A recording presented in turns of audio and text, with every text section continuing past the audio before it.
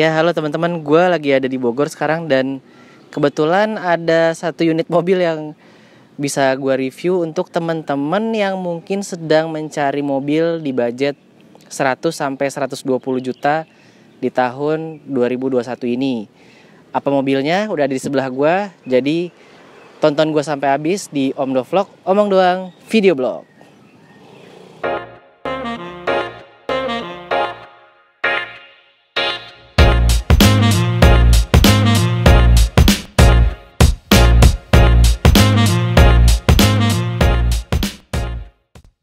Ya, sebelah gue udah ada Toyota Calya tahun 2017, dimana mungkin kalau teman-teman yang mau tahu juga gimana sih performa mobil ini ketika usianya sudah 4 tahun, karena ini udah tahun 2021, which is sebenarnya kilometernya masih rendah banget sih mobil ini. Cuma buat teman-teman juga yang mungkin lagi pengen cari mobil dengan budget 100 sampai 120 juta, ini mungkin bisa jadi good option buat teman-teman karena durabilitasnya udah nggak usah diragukan lagi karena dia Toyota dan dia udah berbagi parts juga dengan Daihatsu Sigra yang udah pernah kita reviewnya ada di sebelah sini. Modelnya sih ya so-so ya, karena ini adalah suatu bentuk evolusi dari LCGC yang kita tahu Daihatsu Ayla dan Toyota Agya itu berevolusi menjadi 7-seater, dimana 7-seaternya menurut gue cukup layak untuk ditempatin karena nggak begitu sempit kayak 5+2-nya Datsun Go. Nanti kita lihat juga. Sekarang kita ulas dulu bagian depannya kali ya. Untuk di bagian depannya itu dia kalau misalkan muncul dari belokan sebuah gang itu pasti kita akan rancung lihatnya karena ini antara Toyota Agya atau Daihatsu Calya ya. Tapi pas kelihatan ke belakangnya itu udah pasti ini 7-seaternya itu Toyota Calya. Dan perbedaannya dengan Daihatsu Sigra yang 1200 cc juga adalah di lambangnya. Kalau Daihatsu Sigra itu lambangnya mungkin kayak gue lupa. Kalau untuk yang Toyota Calya ini lambangnya kayak burung Garuda, dimana ini masuk dalam satu syarat untuk LCGC karena harus ada unsur dari Nusantaranya. Terus untuk tipe yang gue review hari ini adalah tipe tertingginya yang sudah dilengkapi juga dengan fog lamp dan beberapa krom-kroman yang agak lebay ya. Contohnya di sebelah sini. Terus ini juga kromnya lumayan mantep lah. Beralih ke bagian samping nih. Kita sudah mobil ini sudah dibekali dengan velg 14 inci. Ini udah tipe yang velg yang paling lumayannya kalau untuk teman-teman beli yang tipe tertingginya Toyota Calya, dan dia sudah dibekali dengan mesin dual VVT-i juga. Dan untuk spionnya ini lumayan ya, cuma agak kebanting kalau menurut gue karena model spionnya cakep, cuma kok pas lihat dari tampilan dari fascia depan sampai ke belakang tuh agak biasa aja gitu. Cuma cukuplah dengan guratan garis-garis yang kalau bisa kita tarik dari sini sampai ke belakang nih. Ini lumayan keren banget. Terus mungkin PR-nya buat teman-teman yang mau ngambil Toyota Calya ini adalah velgnya setidaknya diganti aja ke yang lebih besar, mungkin ring 15 atau 16. Ya, oh iya, untuk teman-teman yang yang belum subscribe channel kita, pastikan dulu udah subscribe channel kita. Gue itu mulai dari sekarang. 1, 2, 3, dah. Mudah-mudahan udah ya. Dan jangan lupa bunyikan loncengnya. Lanjut, kita ke bagian belakangnya. Terus kalau untuk kaca belakangnya ini di baris ketiga ini lumayan cakep. Terus untungnya di sini nggak ada efek-efek chrome ya, dan kebetulan.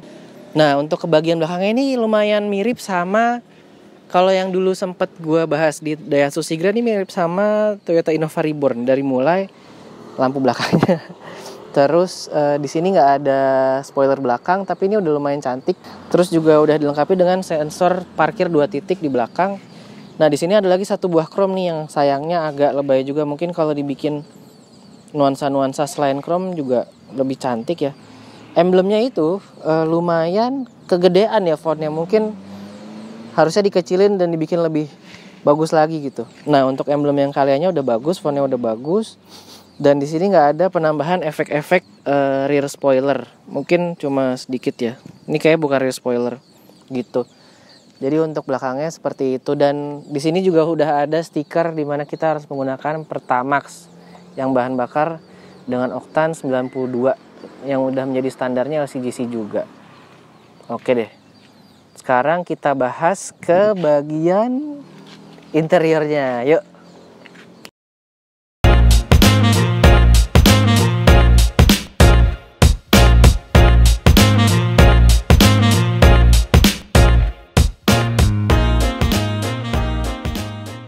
Oke, sekarang kita sudah berada di dalam interior Toyota Calya ini. Sekali lagi gue jelasin kalau ini adalah Toyota Calya tahun 2017 dan sekarang usianya sudah 4 tahun. Kalau teman-teman mau tahu seperti apa sih durabilitas interiornya, ini masih sangat bagus ya, karena emang jarang pakai dan kilometer sekarang masih 18.438. Ini sangat-sangat jarang pakai karena mungkin hanya untuk weekend dan beberapa kali untuk perjalanan dari rumah untuk belanja kebutuhan sehari-hari aja paling. Keunggulannya untuk di interiornya ini adalah dia visibilitasnya lumayan gede. Cuma kalau dia bisa memprovide kaca depan yang lebih besar lagi, gue rasa lebih enak. Selain itu di sini udah ada AC, di mana dia nanti mengalirkan AC ke belakang. Jadi ini hanya sebuah blower tanpa cooler, jadi cuma blower doang, itu bisa mengalirkan udara AC itu ke belakang sampai ke baris ketiga, dan gue udah nyoba lumayan lah dingin gitu. Dan untuk berikutnya tampilan dashboardnya seperti ini, nggak ada yang istimewa sih, hanya setting-settingan AC, dan ini untuk buka tutup AC-nya juga masih ini banget, masih manual banget. Persnelingnya ala Grand Max. Terus untuk door trimnya ini super standar, tidak ada yang istimewa. Hanya saja dia memberikan nuansa yang lebih berbeda dari dashboardnya, yang dashboardnya warna hitam, ini warnanya coklat gitu. Terus di bawah ada laci penyimpanan yang lumayan kecil, dan mobil ini bertransmisi manual. Dan teman-teman bisa lihat sendiri ya, kondisi mobilnya masih bersih banget. Terus kalau tampilan door trim ke bawahnya ini menurut gue lumayan bagus ya, mulai dari speakernya. Dan tadi gue juga udah nyoba head unitnya, speakernya lumayan enak. Belum ada retractable mirror buat ngelipat spionnya, hanya ada elektriknya yang bisa dioperasikan dari dalam. Di speedometer sendiri sudah ada untuk pengaturan odometer sama average bahan bakar, sama sudah dilengkapi juga dengan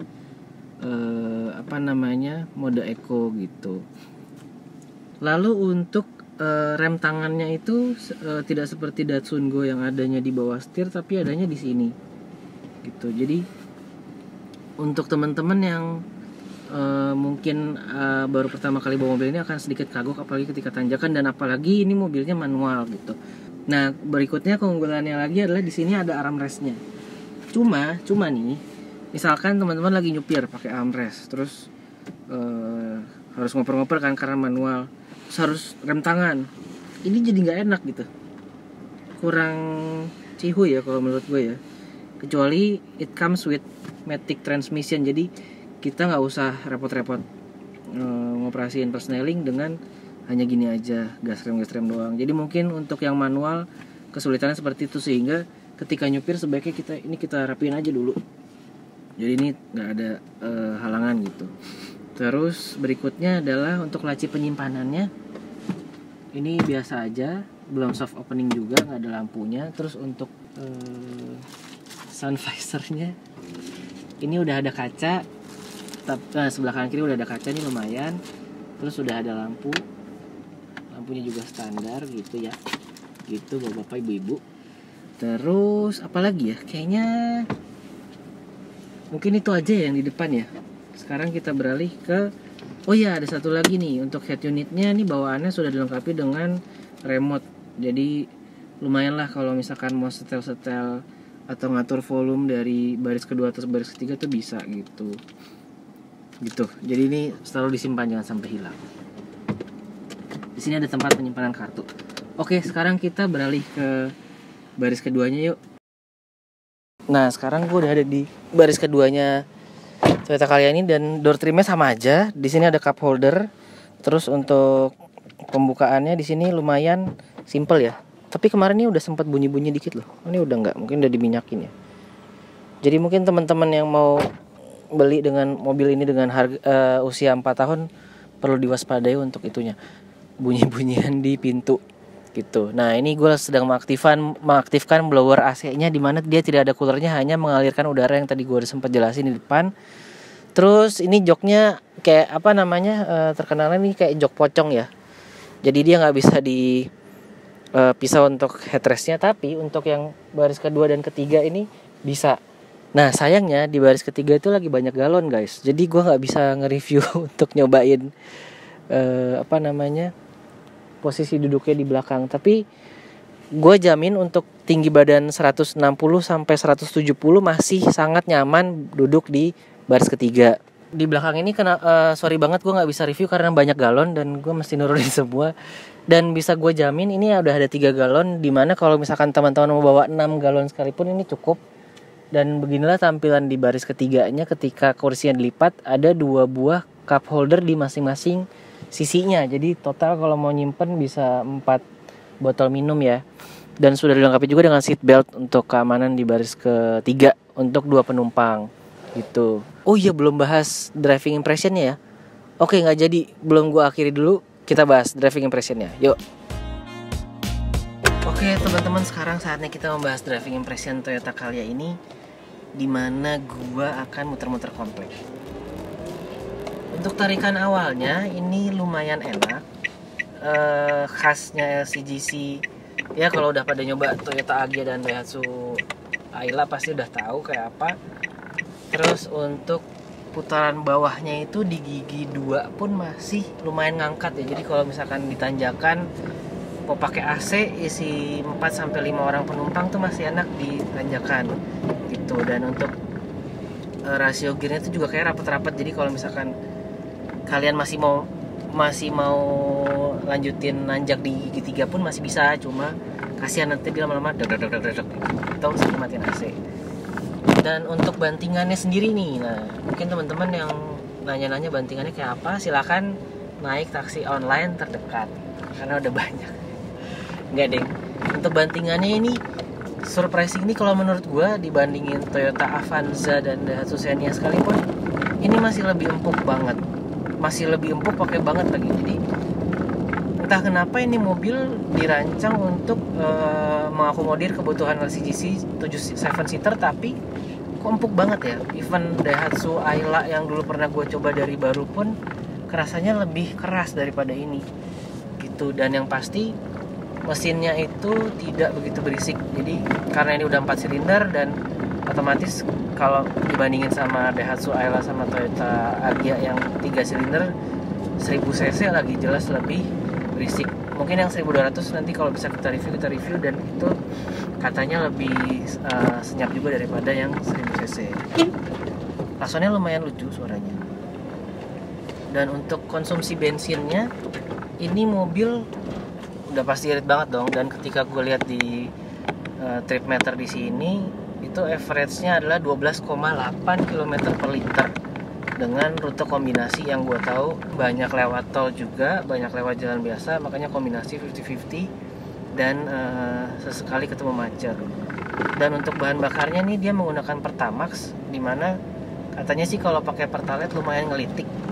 Ya mungkin itu efektivitas dari mesinnya ya. Dengan menggunakan Pertamax dia akan lebih hemat bahan bakar gitu, jadi lebih efisien. Memang kita keluar di depannya lebih mahal, tapi lebih hemat bahan bakar dan lebih awet untuk mesinnya gitu. Untuk impresi bantingannya di bangku kedua dan bangku ketiga sekalipun ini masih mirip, masih empuk banget gitu, enak. Bahkan untuk jalanan yang lumayan kasar ini juga masih lumayan banget. Dan kayaknya kalau untuk bantingannya teman-teman yang udah sering naik taksi online pasti udah tahu lah ya seperti apa Toyota Calya dan Daihatsu Sigra. Gitu aja. So itu aja review gue soal driving impressionnya.